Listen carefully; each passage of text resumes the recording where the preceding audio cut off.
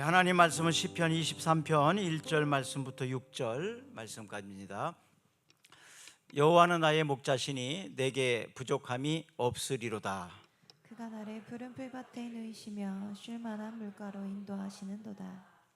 내 영혼을 소생시키시고 자기 이름을 위하여 의의 길로 인도하시는도다. 내가 사망의 음침한 골짜기로 다닐지라도 해를 두려워하지 않을 것은 주께서 나와 함께 하심이라.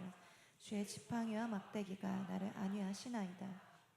주께서 내 원수의 목전에서 내게 상을 차려 주시고 기름을 내 머리에 부으셨으니 내 잔이 넘치나이다. 내 평생에 선하심과 인자하심이 반드시 나를 따르리니 내가 여호와의 집에 영원히 살리로다. 아멘. 2024년도는 정치적으로 또 경제가 사회적으로도 사건과 사고가 참 많았습니다. 아직까지도 그것이 이어지고 있습니다. 그래서 기뻐하기는 참 어렵습니다. 우울합니다. 세상이 참 어둡습니다. 그래서 더욱더 우리가 주님이 주신 생명의 빛을 세상에 비춰야 될 책임감과 사명감을 더 갖게 됩니다. 2025년도 교회 표어는 나는 행복합니다. 당신도 행복하기를 바랍니다. 이렇게 정했습니다. 작금의 정치, 경제, 사회를 볼 때 참 행복하기가 어려운 시대에 있습니다. 그래서 우리가 더욱더 행복해져야 됩니다. 한번 표현을 한번 해볼까요? 한번 해봅니다. 나는 행복합니다. 당신도 행복하시길 바랍니다. 옆 사람에게 이제 바라보면서 나는 행복합니다. 당신도 행복하기를 바랍니다. 또 이 자리에 나오지 않은 가족들과 친구들을 향해서 또 밴드로 혹시 예배드리는 분이 있다면 그분들을 향해서 한번 해봅시다. 나는 행복합니다. 당신도 행복하기를 바랍니다. 남편에게, 아들에게, 딸에게, 사위에게, 며느리에게 다 하셨습니까? 그 말이 전해졌을 것입니다. 저는 이제 한 해 동안 여러분이 얼마나 행복한지를 알게 할 것입니다. 또 행복하게 해줄 겁니다. 그리고 행복하다고 말할 수 있게 되었으면 좋겠습니다. 시편 23편은 신앙인들의 희로애락을 담고 있습니다. 그래서 이 시편 23편은 시편의 진주라고 말합니다. 또 가장 사랑받고 있는 시입니다. 시편의 진주, 시편 23편. 그리고 많은 사람들이 가장 사랑하고 있는 그런 시. 이 시편 23편에서는 풍요를 누리는 비결을 가르쳐 줍니다. 또 두려움 없이 고통을 극복하는 비결도 가르쳐 줍니다. 인생의 진정한 가치를 알고 찾는 또 그리고 그렇게 삶을 살아가는 비결도 가르쳐 줍니다. 하나님을 목자로 또 성도를 양으로 비유하는 것이 시편 23편입니다. 이것은 양은 목자가 없으면 살 수 없어요.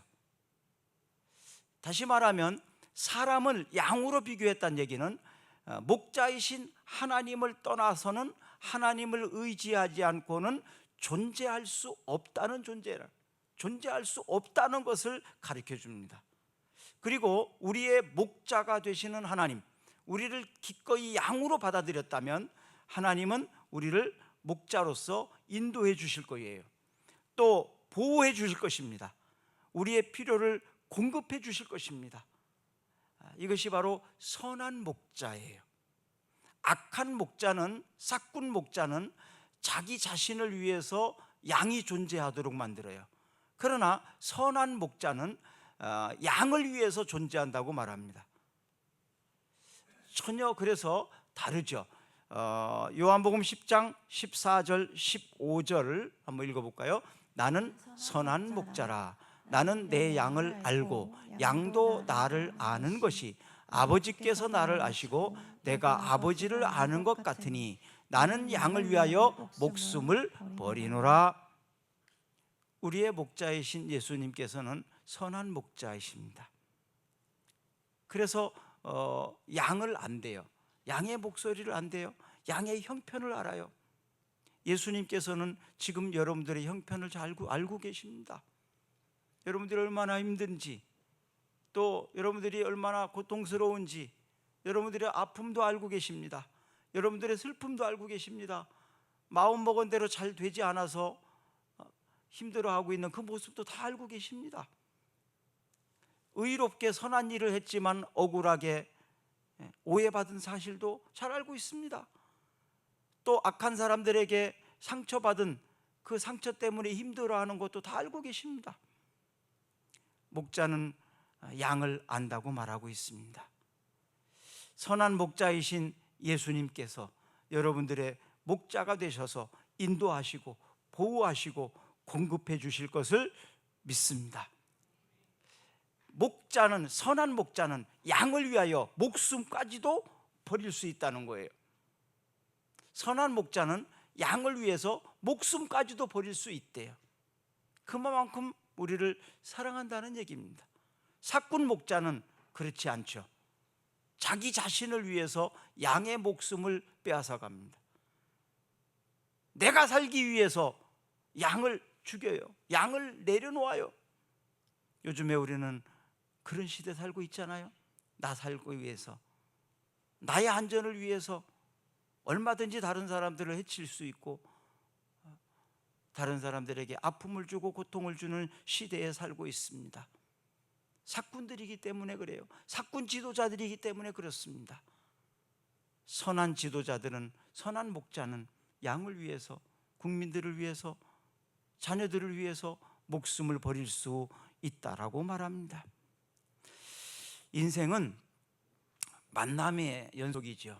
만남의 연속. 자녀는 부모를 잘 만나야 되죠. 부모는 자녀를 또 잘 만나야 됩니다. 친구들을 또 잘 만나야 됩니다. 선생님도 잘 만나야 돼요. 좋은 선생님을 만나면 그 과목을 성적이 쭉쭉 올라갑니다. 그런데 마음에 들지 않는 선생님을 만나면 그 과목이 자꾸 성적이 떨어집니다. 그런 경험 해보셨지 않습니까? 좋은 배우자를 만나야 됩니다. 배우자는 굉장히 중요합니다. 좋은 배우자를 만나야 돼요. 좋은 배우자를 만나면 날개를 다는 거예요. 그런데 좋은 배우자를 안 만나고 잘못된 만남을 가지게 된다면 달았던 날개도 부러집니다. 좋은 사람을 만나기를 축복합니다. 좋은 직장 동료를 만나야 됩니다. 좋은 상사를 만나야 됩니다. 좋은 직원들을 만나야 됩니다. 그럴 때 직장 생활이 행복해집니다. 좋은 사업 파트너를 만나야 됩니다. 좋은 파트너를 만나지 못하면 연쇄적으로 부도날 수도 있습니다. 2025년 좋은 만남이 있기를 축복합니다. 어린아이들에게는 또 좋은 친구들을 만나고 좋은 선생님들을 만나고 또 성장하면서 좋은 배우자도 만나기를 축복합니다. 축복합니다. 축복합니다. 양은 목자를 잘 만나야 됩니다. 지도자를 잘 만나야 됩니다. 옛날에는 교회도 교단이 참 중요한 시대가 있었어요. 교단 속에서 가르치고 교리나 뭐 맹약이나 이런 것들이 있으니까요. 규칙들이 있으니까요. 근데 지금은 교단이 그렇게 중요한 시대가 아닙니다. 목회자를 잘 만나야 됩니다. 목회자를 잘 만나야 신앙생활에 방황을 하지 않습니다. 인생의 방황은 예수님을 만나면 다 해결됩니다. 신앙생활의 방황은 좋은 목사님을 만나면 잘 해결됩니다. 우리 교회가 그런 교회가 되기를 축복합니다. 예수님을 만나서 인생 방황하지 않게 하고, 또 좋은 지도자들이 성도들을 신앙생활을 행복하고 기쁘게 해줄 수 있는 우리 꿈사랑교회가 되었으면 좋겠습니다. 자, 좋은 목자를 만난다면 모든 것이 해결됩니다. 시편 23편에서는 바로 그걸 고백하고 있는 거예요. 좋은 목자를 만나면 모든 것이 해결된다. 주님은 나의 목자가 되시고 나는 주님의 양이라고 성경은 말합니다. 자, 1절 한번 읽어봅니다. 여호와는 나의 목자이시니 내게 부족함이 없으리로다. 왜 우리에게 좋은 목자가 필요하면 양의 특성을 알아야 이해가 잘 갑니다. 양은요, 시력이 별로 안 좋아요. 그래서 멀리 보지 못합니다. 눈앞에 있는 것밖에 못 봐요. 여러분 운전해 보셨죠? 바로 앞에만 바라보고 운전하는 사람은 어떻습니까? 반듯하게 가기가 어려워요. 앞에 어떤 돌발 상황이 생기면 사고 납니다. 그래서 멀리 바라보고 운전을 해야 돼요. 앞에 있는 차, 그 앞에 있는 차, 멀리 바라보고 운전을 할 때 운전을 안전하게 잘 할 수 있어요. 양은 바로 이렇게 시력이 좋지 않아서 근시안적입니다. 멀리 바라보질 못해요. 사람들도 근시안적인 사람이 있어요. 멀리 바라보지 못하고 살아가는 사람, 내일을 생각하지 않고 사는 사람들도 있어요. 내일을 생각하지 않아요. 내년을 생각하지 않아요. 몇 년 이내도 바라보지 못하고 사는 사람들이 있어요. 이게 바로 근시안적 생각을 가지고 사는 사람들입니다. 그런데 좀 더 멀리 바라보고 사는 사람, 이런 사람들은 미래를 준비하면서 살아가는 사람들이죠. 또 양은 방향성을 몰라요. 방향 감각이 없어요. 방향 감각이. 지금은 GPS 뭐 이런 것들이 있어서 우리가 방향을 찾기가 참 쉽습니다. 내비게이션이 GPS 잘 돼 있으니까. 옛날에는 그런 것들이 없을 때 비행기나 항해나 이런 거 하는 것들이 참 어려웠어요. 비행기는 GPS 없으면 더 어렵죠. 근데 배도 옛날에는 항해할 때에 그런 게 없으니까 별을 바라보면서 계산해 가지고 이렇게 다녔어요. 난치판 하나 놓고 찾아다녔어요. 방향성이 전혀 없는 사람들하고 길을 간다는 건 참 어렵습니다. 어떤 사람은 방향을 잘 알아요. 방향성이 있어요. 길을 잘 찾아가는 사람이 있어요. 어떤 사람은 길을 잘 못 찾는 사람이 있어요. 갔던 길만 갑니다. 갔던 길만 갑니다. 오늘부터 세종서부터 서울 동부 쪽으로 이렇게 개통하는 고속도로가 생겼거든요. 알고 계십니까? 오늘부터 개통한다니까요. 그래서 중부고속도로나 경부고속도로가 차가 많이 밀 때가 많잖아요. 그런데 그게 개통되어 가지고 이제 상당히 좀 해소될 거예요. 빨리 갈 수 있을 겁니다. 이렇게 방향을 잘 모르고 사는 사람들이 있어요. 참 또 이 양은요 능력이 없습니다. 뭐 어떤 능력이 없냐면 공격할 능력도 없고 자기 자신을 보호할 능력도 없습니다. 동물들을 보면 공격 무기가 있는 동물들이 있잖아요. 사자나 호랑이나 이런 것들은 발톱도 날카로울 뿐만 아니라 앞발로 치는 이 힘이 굉장히 셉니다. 또 턱이 굉장히 강해서 한번 물면 놓질 않아요. 강력한 힘이 있습니다. 달리기도 잘 뜁니다. 근데 양은 발톱도 없고 뿔도 없고 공격할 수 있는 무기가 없어요. 그렇다고 잘 달리지도 못해요. 거기다가 보호색도 없습니다. 눈에 쉽게 띄는 하얀색입니다. 이렇게 바로 무능한 존재예요. 그런데요, 양이 고집이 얼마나 센지 아십니까? 그런 상황인데도 고집이 세요. 방향 감각도 없고 근시안적이고 무능하고, 그런데 고집이 세요. 다 갖췄어요. 참 고집이라도 안 세면, 근데 고집도 세요. 그러니까 이 양이 살아가려면 목자가 없으면 안 된다는 겁니다. 그래서 이 양은 목자를 잘 만나야 됩니다. 좋은 목자를 만나야 됩니다. 자, 좋은 목자를 만나면 부족함이 없으리로다 이렇게 나옵니다. 부족함이 없으리로다. 부족함이 없다는 얘기는 뭐예요? 모자람이 없다는 얘기예요. 모자라는 것이 없다, 부족함이 없다. 이것이 바로 샬롬입니다. 이것이 바로 행복입니다. 부족함이 없고 모자람이 없을 때, 만족할 때 나는 행복해 이렇게 말할 수 있거든요. 그러면 우리가 이 세상을 살아가면서 부족함이 하나도 없는 사람이 어디 없습니까? 모자람이 없는 사람이 어디에 있습니까?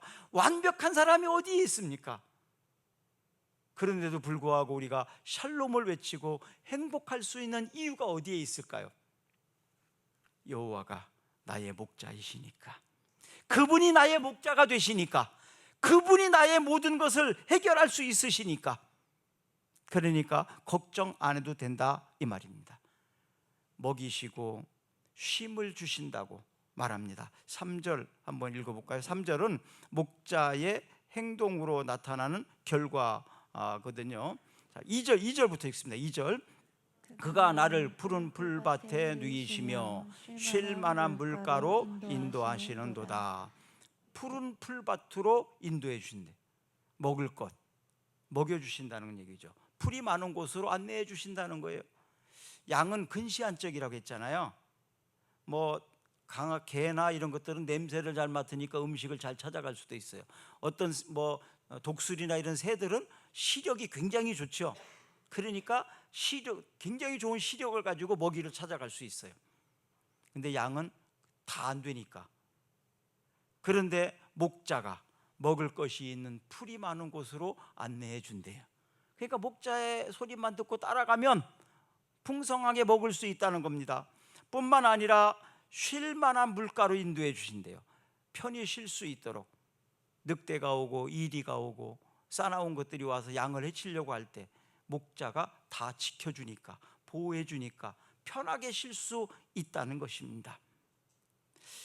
자, 3절 한번 읽어보면, 3절은 목자의 행동으로 나타나는 결과와 목적이 나타나 있거든요. 3절 읽습니다. 내 영혼을 소생시키시고 자기 이름을 위하여 의의 길로 인도하시는도다. 내 영혼을 네페수라는 단어로 사용됐거든요. 히브리어가 네페수. 이것은 뭐냐 하면 목구멍이라는 뜻입니다. 직역을 하면 목구멍.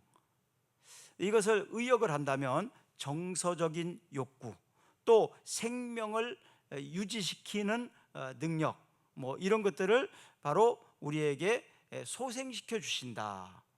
그러니까 위장병이 난 사람들 음식 잘 못 먹잖아요. 근데 위장병이 나으면 음식을 잘 먹을 수 있죠. 그런 것처럼 바로 건강하게 소생시켜 준다는 거예요. 회생시켜 준다, 건강을 회복하게 하신다, 그런 의미입니다. 그리고 자기 이름을 위하여 의의 길로 인도하신다. 우리의 삶 전체를 회복시키고, 건강을 회복시켜 주시고, 관계도 회복시켜 주시고, 정치도 회복시켜 주시고, 경제도 회복시켜 주시고, 이렇게 다 회복시켜 주실 뿐만 아니라 자기 이름을 걸고 우리가 사랑받을 만하고 우리가 축복받을 만하기 때문이 아니라 하나님이 하나님의 이름을 걸고 한다는 거예요. 그러면 하나님이 회복시켜 주시지 않으면 하나님의 이름에 문제가 되는 것입니다. 하나님이 무능하고 하나님이 영광을 받지 못하게 되는 거거든요. 그러니까 하나님의 이름을 걸고 양들을 지켜주신다. 근데 여기에서 의의 길로 인도하시는도다 이렇게 돼 있거든요. 여기에 나오는 히브리어는 체데크입니다. 의라는 단어는 체데크인데, 이것은 의로운 길로 인도한다, 옳은 길로 인도한다, 바른 길로 인도한다, 방황하지 않게 한다, 이런 얘기입니다.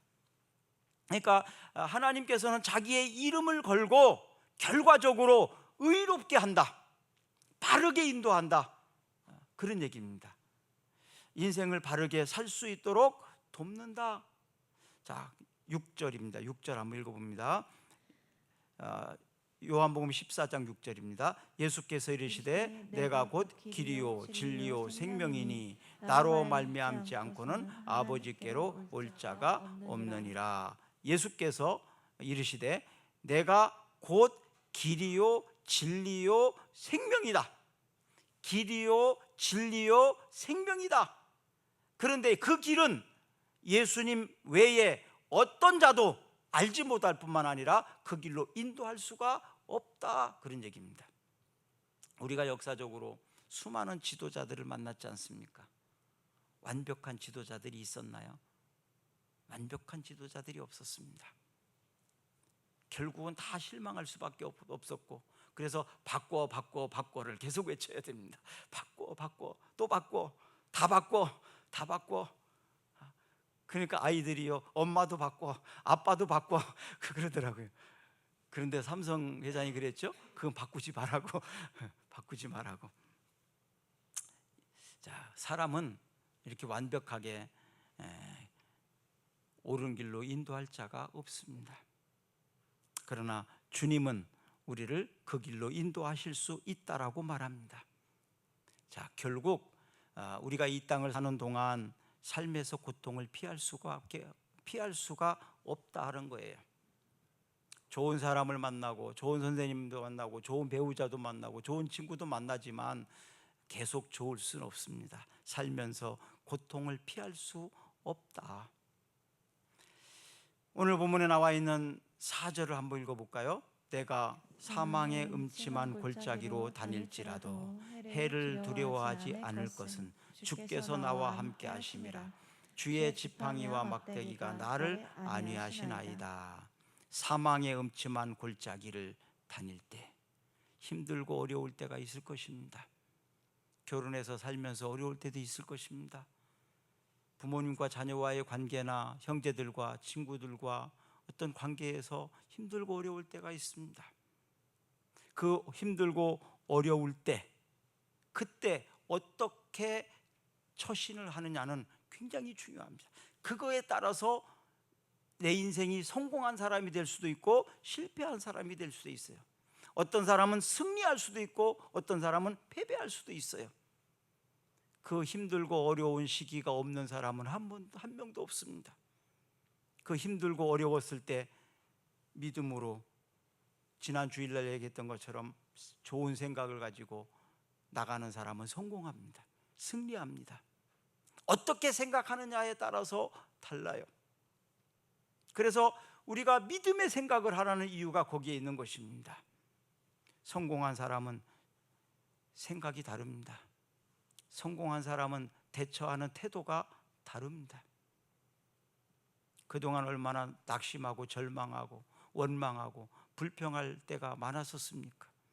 그것은 실패하는 사람들의 특징이에요. 그런데 성공한 사람들은 그런 상황 속에서도 외칩니다. 나는 행복하다고. 나는 행복하다고. 행복해서 행복할 수도 있지만 행복하다고 외치다 보면 행복해지더라고요. 그래서 행복이 무엇인지, 어떻게 행복해지는지를 비결을 여러분들에게 알려드리는 거예요. 여호와께서 나의 목자가 되시니까 나는 행복한 겁니다. 여호와께서 나의 목자가 되시기 때문에 나는 불행할 수 없습니다.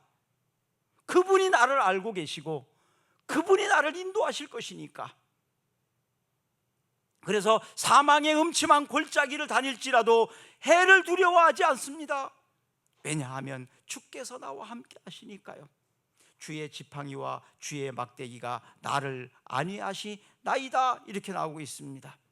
주의 지팡이와 막대기가. 골리앗 앞에 선 다윗을 한번 생각해 보십시오. 너무나 장대하고 힘이 센 골리앗, 그 앞에서 당시의 왕이었던 사울, 그리고 많은 군대들이 다 무서워서 쩔쩔매고 있었습니다. 두려워서 떨고 있었습니다. 그러니까 골리앗은 비웃을 뿐만 아니라 조롱하고 심지어는 하나님까지도 조롱했습니다. 그때 나타난 사람이 다윗 아닙니까? 다윗. 아니, 하나님까지도 조롱한다고? 너는 칼을 들고 오지만 너는 갑옷을 입고 왔지만 나는 만군의 여호와의 이름으로 너한테 간다. 다윗은 갑옷도 입을 수가 없었어요. 왜냐하면 사울이 준 왕의 갑옷이 너무 커서 입으면 입을 수가 없는 거예요. 그리고 사울이 준 칼도 가지고 갈 수가 없어요. 너무 커서 들지도 못합니다. 다윗은 자기가 평상시에 갈고 닦았던 무기 하나 있어요. 그게 뭐냐 하면 물맷돌이라죠. 물맷돌. 가죽끈에다 감아가지고 돌을 돌려서 던지는 겁니다. 그러니까 골리앗이 다윗을 볼 때 얼마나 우스웠겠어요. 그 물맷돌 가지고 이러고 있으니 참 웃기는 일 아니에요? 비웃을 일 아닙니까? 그런데 그 물맷돌을 탁 던지는데 기술이 탁월합니다. 왜냐하면 다윗은 양을 기를 때 평상시에 이리가 나타나고 늑대가 나타나면 그 물맷돌 가지고 던져서 양을 지켰거든요. 잘 훈련이 되어 있습니다. 그러니까 그 물맷돌을 던져가지고 골리앗의 이맛에 맞춰버렸잖아요. 골리앗은 바로 그냥 뇌진탕이 돼버린 거죠. 승리할 수 있었지 않습니까? 바로 이렇게 하나님께서는 하찮은 것 같지만 별것 아닌 것 같지만 물맷돌에 훈련을 시키셔서 골리앗을 치게 만들었어요. 이기게 만드신 거 아닙니까? 사랑하는 여러분, 우리가 하는 일이 별것 아닌 것 같이 보여도, 큰 것 아닌 것 같이 보여도, 우리가 사소하고 작은 것 같지만 그것에 충성스럽게 하다 보면 잘 훈련되어져서 결국 물맷돌이 골리앗을 쓰러뜨릴 수 있는 거예요. 그래서 결국 이제 왕으로 등극하게 되는 거 아니겠습니까? 무서워 떨고 있는 군대처럼 두려워하지 마십시오. 세상을 걱정하지 마십시오. 담대히 믿음으로 맞서시기를 바랍니다. 여호와가 나와 함께 하시니까. 이것이 바로 임마누엘입니다. 임마누엘. 내가 세상 끝날까지 너와 함께 하겠다. 너의 목자가 되겠다. 자, 2025년도는 하나님이 우리와 함께 해주시겠답니다. 그래서 우리의 부족함을 다 채워주시겠다는 겁니다. 모자랄 것이 없게 해주신대요. 잠시 힘들고 어려워도 나의 목자 되신 주님을 의지하고 붙들고 따라가면 결국 하나님께서 당신의 이름을 걸고 우리를 의의 길로 인도하셔서 결국 승리의 그 장중에 우리가 함께 들어가게 될 것입니다. 그리고 연말이 되면 많은 사람들이 박수치게 될 것입니다. 이렇게 여러분과 제가 행복한 2025년도 한 해를 살아냈으면 좋겠습니다. 그래서 내가 행복하니까 내 주변 사람들도 행복해지는 거예요. 여러분들이 행복하셔서 여러분들의 가족과 여러분 주변 사람들을 다 행복하게 할 수 있는 한 해가 되기를 예수님의 이름으로 축복합니다. 축복합니다. 우리 기도하겠습니다.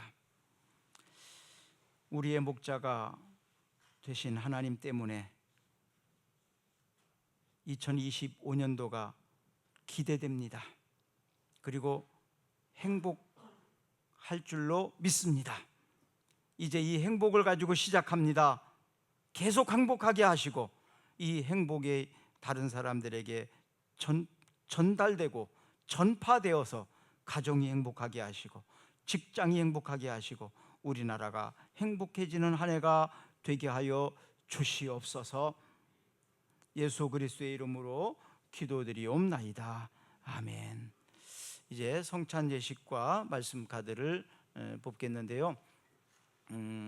우리 권사님들, 목자들, 집사님 이렇게 순서대로 나오셔서 예물을 드리고 성찬을 받으시고 그리고 기도 제목을 내시고 또 말씀 카드를 뽑아서 말씀 기록하시는 분들에게 보여드려서 기록하고 나서 올라오시면 됩니다. 올라오셔서 기도를 하셔야 됩니다. 그래서 제가 왜 권사님들 목자들이 일찍 오라고 그러냐면 기도를 오래 해야 되니까요. 우리 학생들은 좀 기도 시간이 짧아집니다. 그래서 권사님들 목자들 그 다음에 집사님들 이런 순서대로 올라오시면 올라오셔서 계속 기도하고 계시면 제가 안수 기도를 해드릴 겁니다. 그리고 위에까지 올라오기 어려우신 분도 있어요. 그런 분들은 성찬에 참여하시고 말씀을 기록하시고 자기 자리에 가서 옆에 앉아 계세요. 옆에 사이드에 앉아 계시면 제가 가서 기도해 드리도록 이렇게 하겠습니다. 기도하겠습니다. 예수 그리스도 안에서 하나 된 형제 자매 여러분, 지금 우리는 한 세기가 시작되는 대망의 2025년 첫 새벽, 사랑하는 가족과 함께 주님의 거룩한 성만찬에 하나님으로부터 특별한 초청을 받은 엄숙한 순간입니다. 하나님께서는 우리에게 영원한 언약이 담긴 생명의 양식을 주시려 하십니다. 예수 그리스도를 구주로 고백함과 말씀을 따라 그와 함께 기쁨을 나누고 고통을 나누고 슬픔을 나누면서 주님을 닮아가기를 원하는 성도들은 이 거룩한 은혜의 천국 자리에 기쁜 마음으로 참여하시기를 바랍니다. 천지 만물을 지으신 영원한 창조주 하나님, 합당한 주의 백성답게 살지 못한 지난날의 허물을 다시 한번 고백합니다. 저희가 저지른 죄 때문에 고통과 시련과 죽음이 왔습니다. 죄에 짓눌려 탄식할 힘으로 주님의 고난에 동참하는 결단의 힘으로 사용된 것을 다짐합니다. 주님의 만찬을 먹고 마심으로 인해서 주님과 한 몸이 되기를 원합니다. 주님과 같은 생각을 품기를 원합니다. 주님과 함께 한 해를 살아내서 승리하는 새해가 되고 또 주님과 함께 행복한 새 시대를 살아가는 은총을 덧입혀 주시옵소서. 예수 그리스도의 이름으로 기도드리옵나이다. 아멘.